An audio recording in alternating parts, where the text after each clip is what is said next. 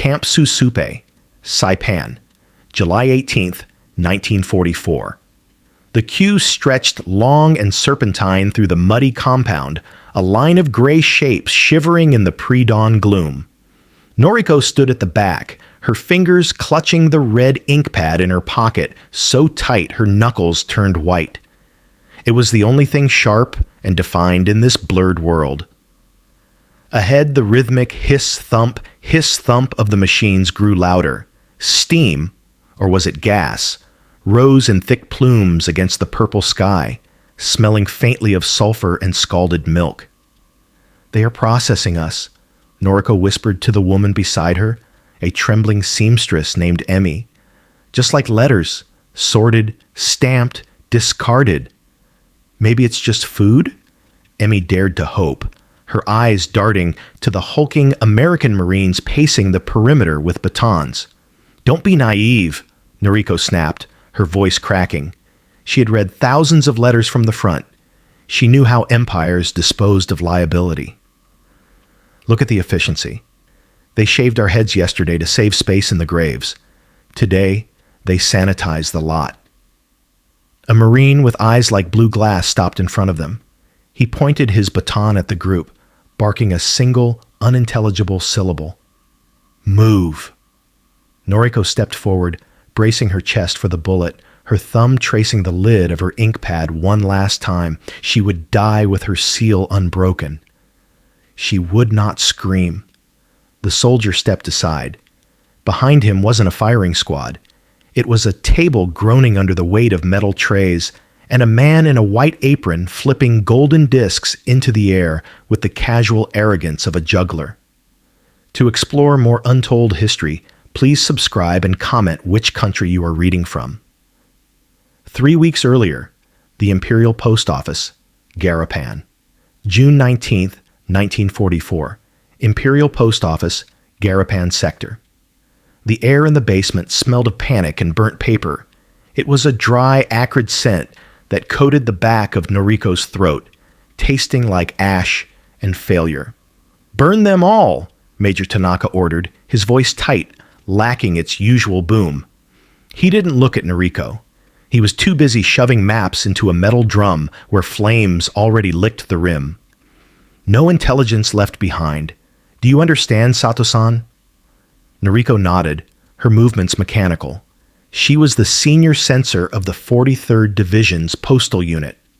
For 2 years, her world had been defined by the red ink pad on her desk and the black brush she used to obliterate despair. She had crossed out lines like, "We are starving," and "Send my hair to mother."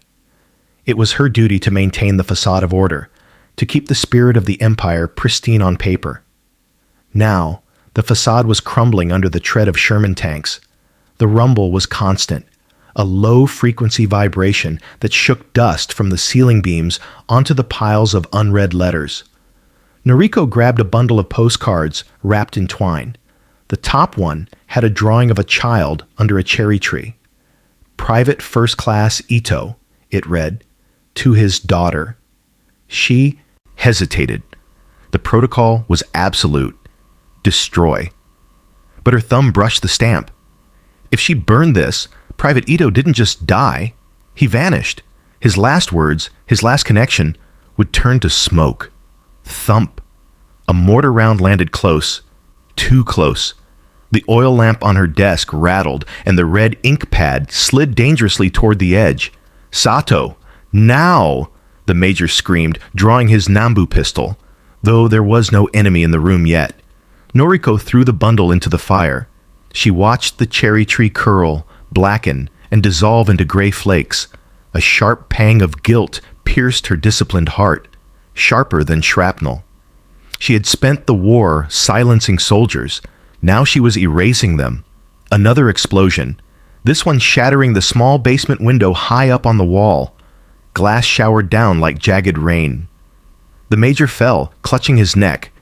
Noriko didn't scream. The sensor in her mind simply noted, "Officer down, chain of command broken." She grabbed her canvas satchel.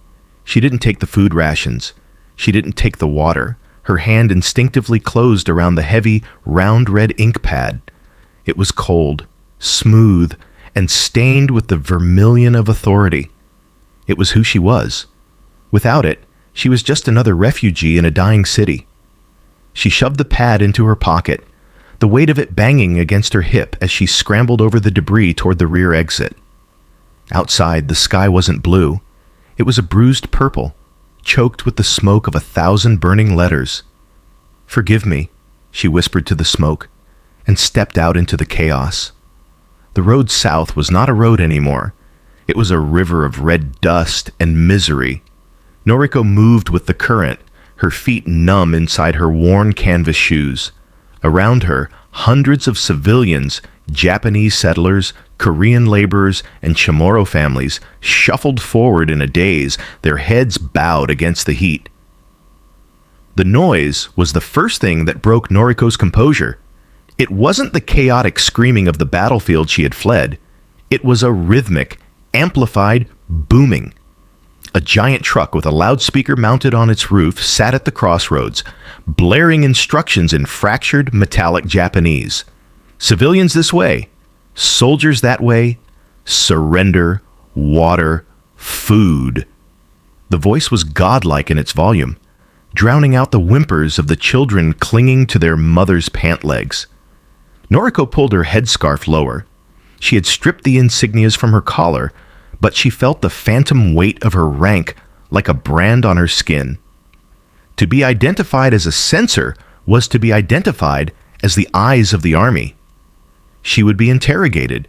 She would be separated. She clutched the red ink pad in her pocket, her thumb tracing the circular lid. It was a heavy, comforting solid amidst the fluid chaos. At the checkpoint, the flow of people bottlenecked. American Marines, towering figures in sweat-stained dungarees, moved with terrifying efficiency. They didn't strike out in anger. They simply processed the humanity before them as if sorting mail. Check, push, move. A large Marine with sun-bleached hair signaled Noriko forward. He smelled of stale tobacco and something sharp, like gasoline. He didn't look at her face. He looked at her hands, then her waist. "Bag," he grunted, miming the motion of opening it. Noriko froze. Her satchel contained nothing but a change of clothes and a small notebook, but the violation stung. She handed it over. The Marine upended the bag onto a wooden crate. Her few possessions tumbled out into the dust. He kicked through the clothes with a gloved finger, checking for knives or grenades. Then he picked up the red ink pad. Noriko's breath hitched. That seal had authorized the movement of secrets. It had deleted the last words of dying men. It was the Emperor's will in porcelain and paste. The Marine weighed it in his hand, frowned, and shook it. It rattled slightly. He lost interest immediately. "Junk," he muttered. He swept it off the crate along with her clothes. "Move along, Mama-san." He tossed the heavy porcelain container back at her.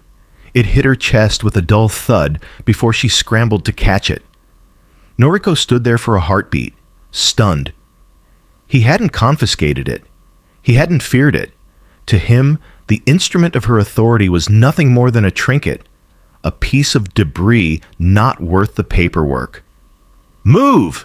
he barked again, already reaching for the next person in line. Clutching the red ink pad against her ribs, Noriko stumbled forward, pushed through the gate into a vast enclosure of barbed wire.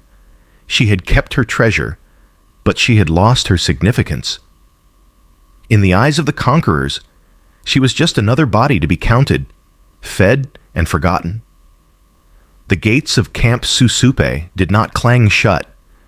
They were simply wired together by a young soldier chewing gum.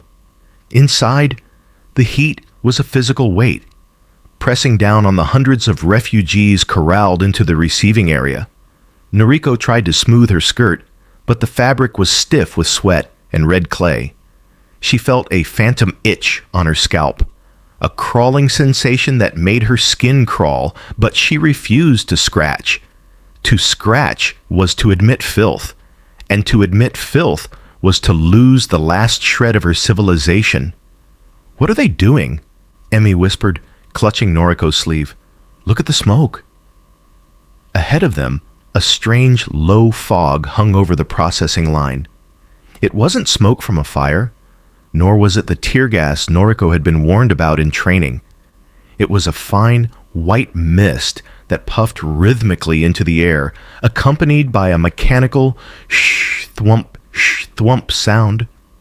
Noriko squinted against the glare. She saw men, fathers, husbands, soldiers stripped of their uniforms, walking into the mist and emerging on the other side, looking like specters. Their hair, their clothes, their skin, everything was coated in a thick layer of white powder. "Lime," Noriko said, the word tasting like copper on her tongue. "Quicklime," Emmy gasped. For bodies. "To disinfect," Noriko lied, though her own heart hammered a frantic rhythm against her ribs. She gripped the red ink pad in her pocket.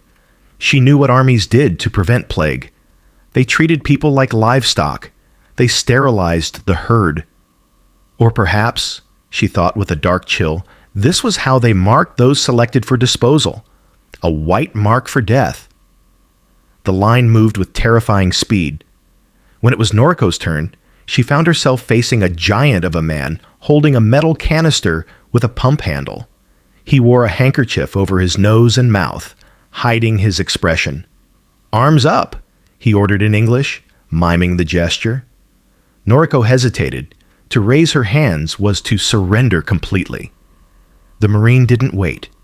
He stepped forward, inserted the nozzle of the hose down the back of her collar, and pumped. Whoosh! A blast of cold, dry powder exploded against her skin. It shot down her spine, into her underarms, and up into her hair. Noriko squeezed her eyes shut, holding her breath to keep the poison from her lungs. She expected burning. She expected the searing pain of chemical blisters. Instead, there was only a choking dryness and a peculiar medicinal smell that overpowered the stench of the camp. "Next!" She was shoved forward, coughing. When she finally opened her eyes, the world had lost its color. She looked at her hands. They were white. She looked at Emi, who was weeping silently. She was a white statue. The vibrant, tropical reality of Saipan had been erased, replaced by a ghostly monochrome. Noriko reached into her pocket and pulled out the red ink pad. The distinct vermilion seal was gone, buried under a layer of the fine white dust. She tried to wipe it off with her thumb, but it only smeared into a pale pink blur. She stood in the center of the holding pen, surrounded by hundreds of other white ghosts. The Americans had not killed them, not yet, but they had done something arguably worse in Noriko's eyes. They had stripped them of their color, their individuality, and turned them into blank pages waiting to be torn out. The sun was high now, baking the white DDT powder into a crust on Noriko's skin. The line of refugees shuffled forward, guided not by bayonets, but by the click-clack of a typewriter and the scratching of chalk. They were herded toward a large, open-sided tent where a row of folding tables had been set up. Behind them stood a large blackboard, propped up against a jeep. A corporal with a sunburned neck was managing the board, acting with the bored lethargy of a man who would rather be anywhere else. Noriko watched him like a hawk. As a censor, she understood the power of lists. A name written down was a name captured. A name crossed out was a name erased. "Name?" a soldier at the table asked. He didn't look up. "Sato Noriko," she said, her voice steady. He typed it out on a small cardboard tag. Click, clack, ding. He tied a piece of twine through the hole and handed it to her. "Wear it. Don't lose it." Noriko placed the loop over her head. The cardboard tag rested against her sternum, light and flimsy. It felt uncomfortably like the toe tags placed on corpses in the field hospitals. She was labeled now. Inventory. She moved to the side, waiting for Emmy, but her eyes remained fixed on the blackboard. The corporal was updating the tally. He held a piece of white chalk in one hand and a rag in the other. He looked at a clipboard, then at the board. Yamada. A sharp diagonal line through the name, crossed out. Tanaka. Another line, crossed out. Noriko's stomach churned. In the Imperial Army, a line through a name meant transfer or deceased. Here, in this cage of wire and dust, there was nowhere to transfer to. He is marking the ones to be disposed of, she murmured to herself. It was the only logical conclusion, the efficiency of the DDT, the shaving of heads, and now the final tally. It was a production line of death. Then the corporal paused. He looked at his clipboard, frowned, and swapped the white chalk for a piece of red chalk. He found a name near the bottom of the list. Sato. Noriko stopped breathing. Her hand instinctively went to her pocket, clutching the red ink pad. The ceramic was warm from her body heat. Red was her color. Red was the color of the censor's seal, the color of the emperor's authority, the color of correction. The corporal didn't cross her name out. Instead, he drew a thick, jagged circle around it in red. Then he tapped the board twice with the chalk, leaving 2 blood-colored dust spots, and turned away to light a cigarette. The message was clear to her. The white lines were for the common laborers, perhaps destined for work camps. But the red circle? That was for the officers, the civil servants, the ideologues. It was a target. Emmy appeared at her elbow, looking small and fragile, with her hair cropped short. What does it mean, Sato-san? My tag. It has a number. Noriko turned away from the board. She couldn't tell Emmy that the red circle likely meant execution at dawn. She felt the red ink pad pressing against her thigh, a heavy reminder of the authority she used to wield. Now, the red ink was on the other side. It means nothing, Noriko lied, her voice hollow. It is just administration. But as she led Emmy toward the tents, Noriko looked at the sky. The sun was beginning its descent. She calculated she had, at best, 12 hours left. The Americans were efficient. She gave them that. They wouldn't make her wait long. Tonight, Noriko whispered, more to the wind than to Emmy. We must be ready tonight. Night fell over Camp Susupe, like a heavy woolen blanket, trapping the heat and the smell of fear close to the ground. The constant hum of the American generators provided a backdrop to the sporadic weeping that drifted from the overcrowded tents. Inside the women's enclosure, the air was thick. Noriko sat cross-legged on the hard earth, her posture rigid. Beside her, Emmy was curled into a ball, her shoulders shaking with silent sobs. Please, Emmy whispered into the dark, her voice barely audible. Maybe if we beg, maybe if we show them we are harmless. Stop, Noriko commanded. Her voice was not loud, but it possessed the sharp edge of a blade. Do not shame yourself, Emmy-san. Do not shame your family. If the end comes at dawn, we meet it standing up. She reached into her pocket and withdrew the red ink pad. In the sliver of moonlight filtering through the tent flap, the porcelain container gleamed dully. She carefully wiped away the remaining specks of white DDT powder from its lid with the hem of her skirt. The white dust of the enemy was gone. Only the red heart of Japan remained. Noriko unscrewed the lid. The scent of the vermilion paste, oily, earthy, and pungent, wafted up, instantly transporting her back to her desk at the post office. It was the smell of authority. Now, it would be the smell of their testament. We have no paper, Noriko said softly to the circle of women watching her in the gloom. We have no brushes, but we are here. She pressed her right thumb into the sponge. The paste felt cool and yielding. When she lifted her thumb, it was coated in a perfect layer of blood-colored ink. She turned to Emmy. Give me your sleeve. Emmy hesitated, then extended her arm. Noriko pressed her thumb firmly onto the white fabric of Emmy's undershirt, right over the heart. She rocked her digit side to side, ensuring every ridge and whorl was transferred. When she pulled back, a crimson oval remained, a fingerprint, a seal. "I witness you," Noriko said formally. One by one, the other women in the circle leaned forward. There were no words left to say, no poems to compose. In the absence of language, the red ink pad spoke for them. Noriko re-inked her thumb for each woman, pressing the seal onto collars, cuffs, and hemlines. Press, release, witness. It was a ritual of solidarity. They were no longer just refugees marked with cardboard tags and numbers. They were individuals, signed and sealed by one of their own. When the last woman was marked, Noriko pressed her thumb onto her own lapel. The ink stained the fabric deeply, a permanent blemish of defiance. She screwed the lid back onto the container with a finality that echoed in the silence. "Now," Noriko whispered, placing the cool porcelain against her forehead. "We wait." The hours dragged on. The crickets in the tall grass outside seemed to chant a rhythmic countdown. Every footstep of a guard patrolling the perimeter made the women flinch, their breath hitching in unison. Noriko did not sleep.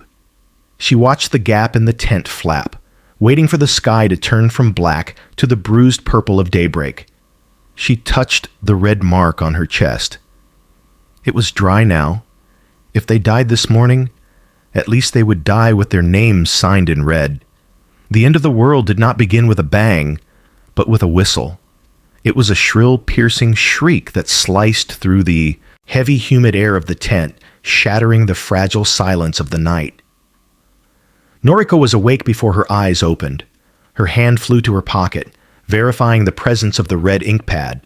It was there. Cold, hard, real. "Out! Everybody out! Let's go! Let's go!" The flap of the tent was thrown back violently. Beams of electric light, harsh and blindingly white, stabbed into the darkness. They cut through the gloom like physical blades, exposing the huddled forms of the women.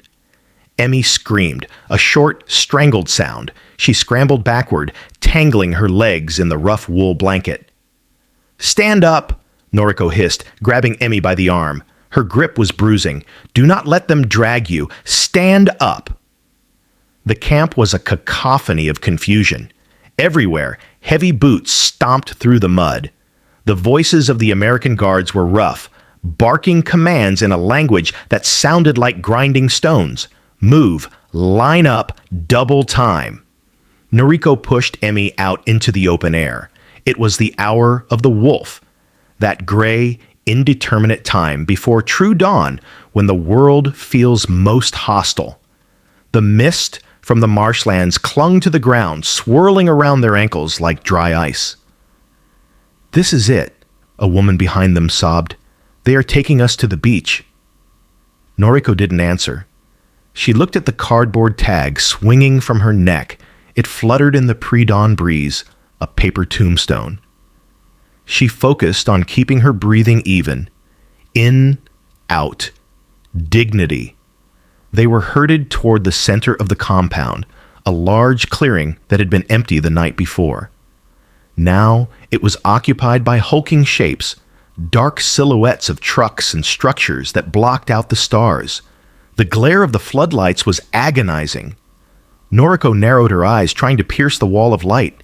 She saw movement ahead, giant figures, the glint of steel, clank, clank, thud. The sound was distinct, metal on metal. To Noriko's ears, trained in the grammar of war, it sounded exactly like the racking of bolts and the positioning of tripods. Machine guns. They were setting up a kill zone. Emmy's knees buckled. Noriko caught her, hauling her upright with a strength she didn't know she possessed. She stepped in front of the younger woman, shielding her from the blinding lights. "Look at me," Noriko commanded, turning her back to the glare. "Look at the red mark on my collar. Focus on that." The line of women came to a halt. They stood shivering in the damp air, a row of white ghosts facing the machinery of their destruction. The shouting died down, replaced by a low industrial hum and the hiss of pressurized gas. Noriko squared her shoulders. She felt the outline of the red ink pad against her hip. She had signed her name. She had made her peace. A silhouette stepped forward from the light, holding something long and dark in his hand. Noriko lifted her chin, exposing her throat, and waited for the flash. The silhouette lunged. Noriko flinched, her body seizing up as she anticipated the blow, the bullet, or the bayonet. She squeezed her eyes shut so tight that stars exploded behind her eyelids, her hand crushing the fabric of her skirt where the red ink pad lay hidden. But the blow never landed.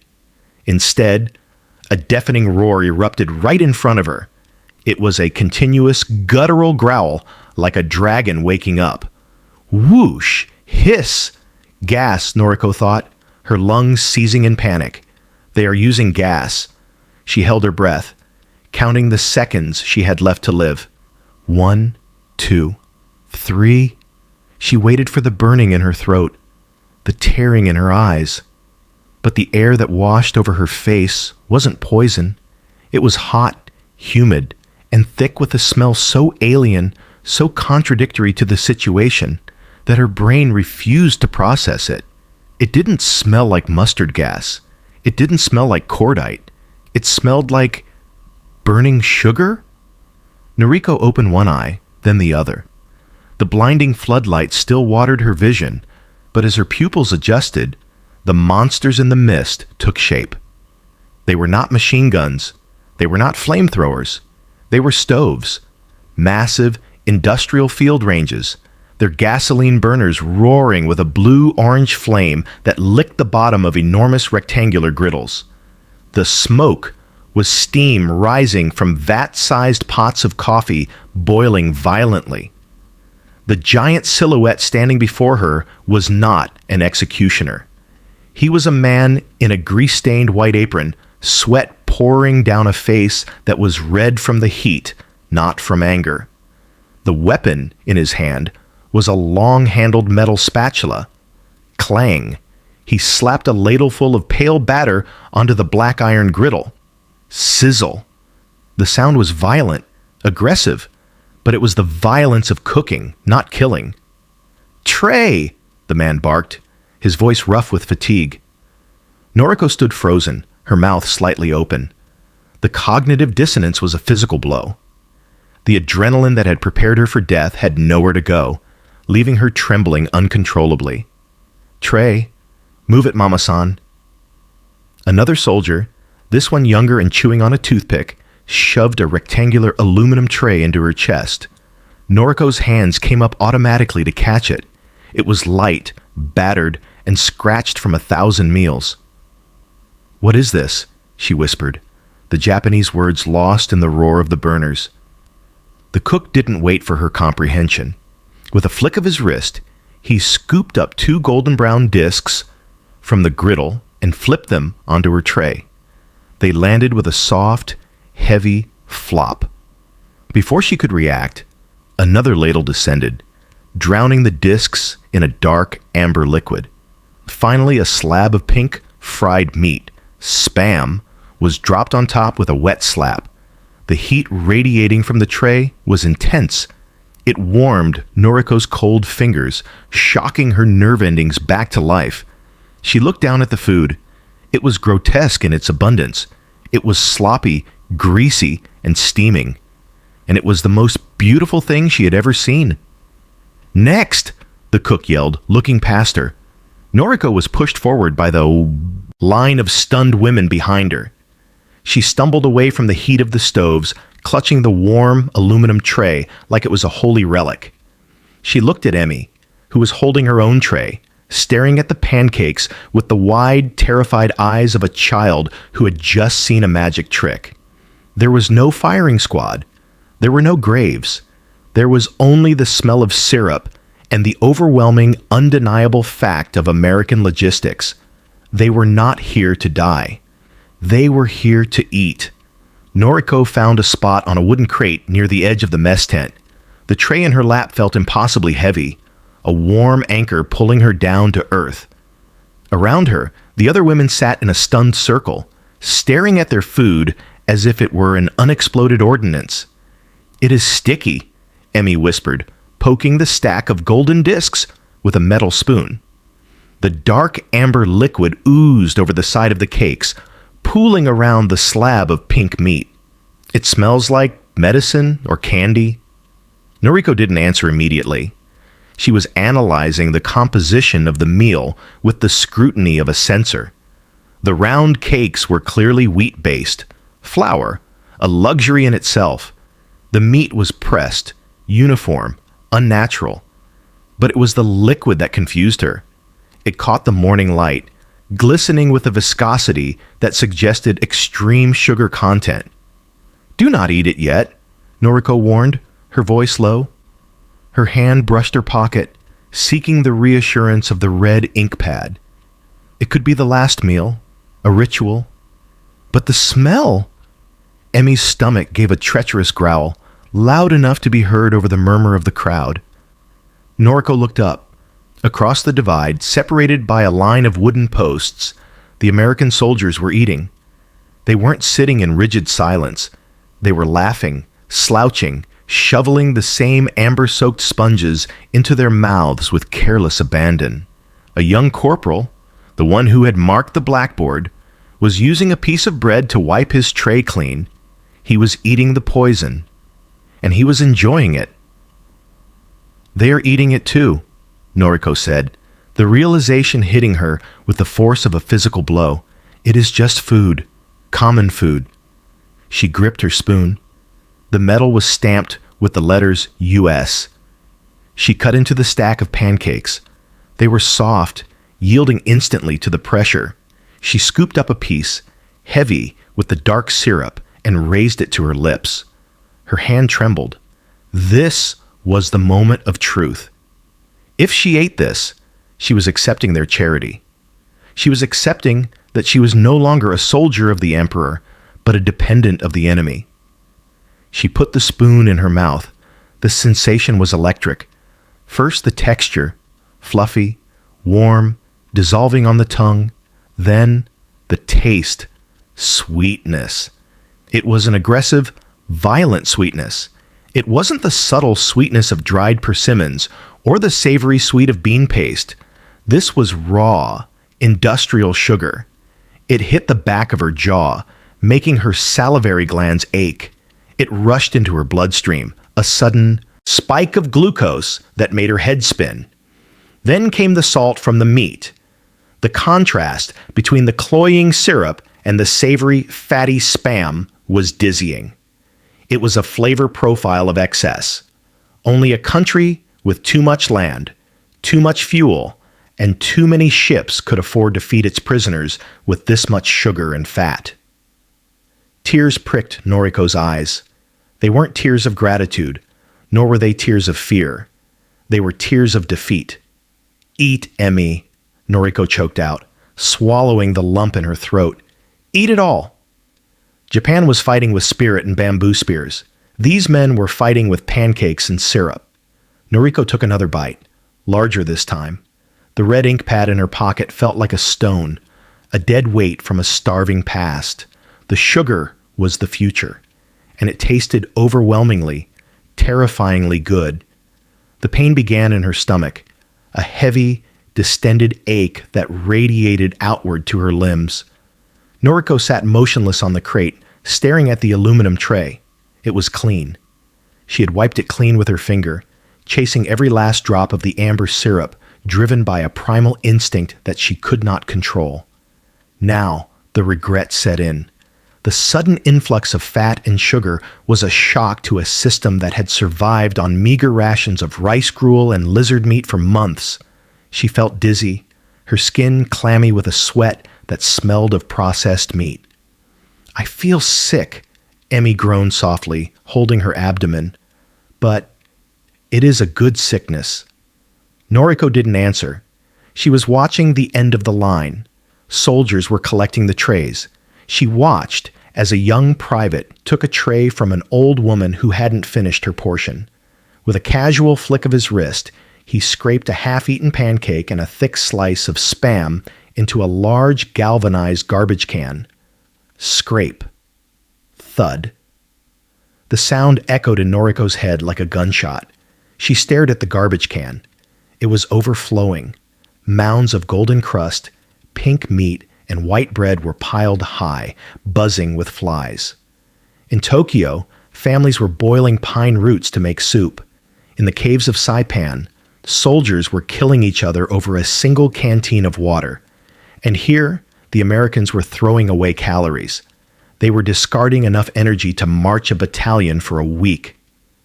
The realization was colder than the fear of execution. It settled in Noriko's chest, heavy and suffocating.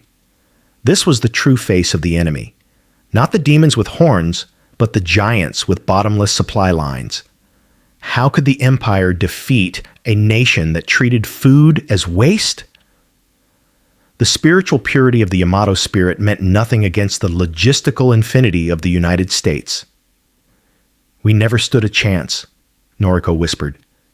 The words tasted like bile. She stood up, her legs heavy. The movement dislodged the contents of her pocket. Clack. The red ink pad slipped out. It tumbled through the air and landed face down in the churned-up mud near her feet. Noriko froze. A week ago, she would have dived for it. She would have snatched it up, polished it with her sleeve, and apologized to the Emperor for the disrespect. It was her identity. It was the seal that authorized truth and silenced dissent. Now, she just looked at it. The white ceramic lid was smeared with brown muck. It lay next to a discarded crust of bread. The symbol of imperial bureaucracy looked small, fragile, and utterly ridiculous against the backdrop of the massive field kitchen. A Marine walked past, his boot landing inches from the pad, splashing more mud onto it. He didn't even notice it. Noriko bent down slowly. Her fingers, still sticky with syrup, closed around the cold porcelain. She picked it up. She didn't wipe it off. She didn't inspect it for cracks. She simply shoved the dirty, mud-stained object back into her pocket, burying it deep beneath the weight of the chocolate bar and the soap she had been given. "Come, Emmy," Noriko said, her voice flat. "Let us go wash the syrup from our hands." She turned her back on the garbage cans, walking away from the evidence of their defeat, carrying the heavy burden of a full stomach and an empty ideology. The sun had fully risen, burning off the morning mist and revealing Camp Susupe in all its raw, sprawling reality. It was no longer a stage for execution, but a bustling city of tents, mud, and survival. The air, previously thick with the scent of fear, now carried the mundane odors of drying clothes and tobacco smoke. Noriko knelt by the communal water trough, the sharp coral gravel digging into her knees. The water in the trough was tepid, but it was clear. Beside her, Amy was scrubbing her face furiously, trying to wash away the white crust of the DDT powder that still clung to her hairline. "They say we will work tomorrow," Emmy said, her voice muffled behind wet hands. "Laundry for the hospital, or farming. They pay in scrip." "Work is good," Noriko replied quietly. "Work keeps the mind from eating itself." She dipped her hands into the water. The cool liquid soothed her skin, which felt tight and sticky from the syrup and sweat. She reached for the bar of soap the Americans had distributed along with the breakfast. It was a rectangular block, stamped with the word ivory. It lathered instantly, producing a rich, creamy foam that smelled aggressively clean, a scent of sterile nurseries and peaceful homes. It was a scent that didn't belong in a prisoner of war camp. Noriko scrubbed her face, her neck, and her arms. As the white lather rinsed away, taking the dust and the grime with it, she felt a layer of her old self dissolving. The censor, the woman who lived in the dark basement of the post office, who viewed every word as a potential threat, was fading. She dried her hands on her skirt and reached into her pocket. Her fingers brushed against two objects. The first was the red ink pad. The second was a small square of chocolate wrapped in silver foil. She pulled out the ink pad. The mud from the breakfast line had dried on the porcelain lid, obscuring the delicate floral pattern. Noriko stared at it for a long moment. It was the weight of the empire. It was the weight of honor, of duty, of the thousands of letters she had silenced. "Sato-san?" Emi asked, watching her. "Are you going to mark us again tonight?" Noriko looked at the red fingerprint still visible on Emi's collar, a stain of defiance from a night that felt a lifetime ago. "No," Noriko said. Her voice was steady, stripped of the trembling that had plagued her since the caves. "We do not need to be marked anymore. We are still here." She didn't throw the ink pad away. That would be forgetting.